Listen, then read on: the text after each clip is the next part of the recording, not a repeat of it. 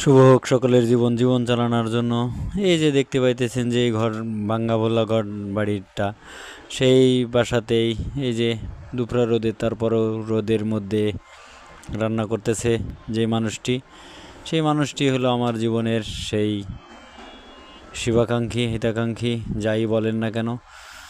যদি এই হিতাকাঙ্ক্ষীকে ভালো লেগে থাকে, ভালোবেসে থাকেন, এই যে যেই বাবুটিকে দেখতেছেন, সেই বাবুটি হলো আমাদেরই বাবু।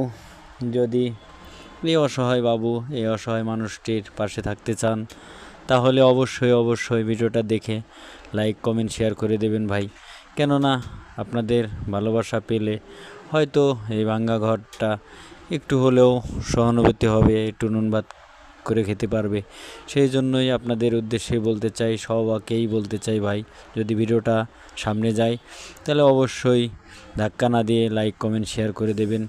কেননা আপনাদের শেয়ারের আশাতেই এই দৃশ্যগুলো তুলে ধরা হয়, ভালোবাসার আশাতেই দৃশ্যগুলো তুলে ধরা হয়। এই যে দেখতে পাইতেছেন মৌসুম চলতেছে এখন, মুকুল ফোটা মৌসুম।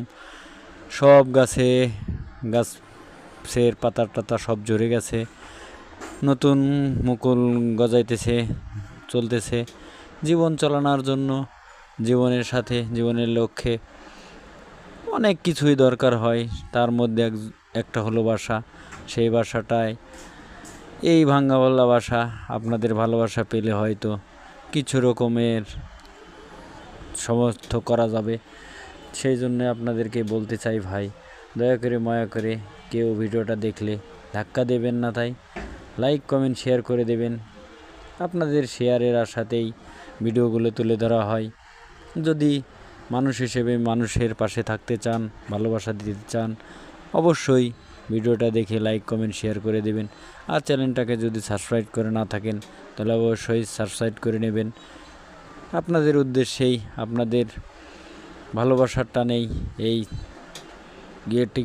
ভিডিওগুলি তুলে ধরা হয় এবং করা হয়। এই যে বাবুটি দেখতে পাইতেছেন, এই বাবুটি একটা ইয়াতে রশি বেঁধে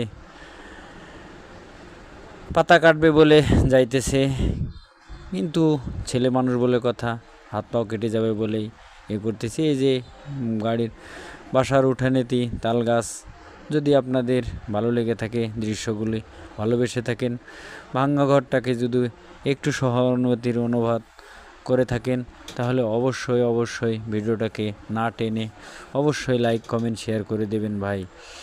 আপনাদের উদ্দেশ্যেই বলতে চাই, সবাইকে আল্লাহ তাআলা যেন সুস্থতা দান করেন। আসসালামু আলাইকুম।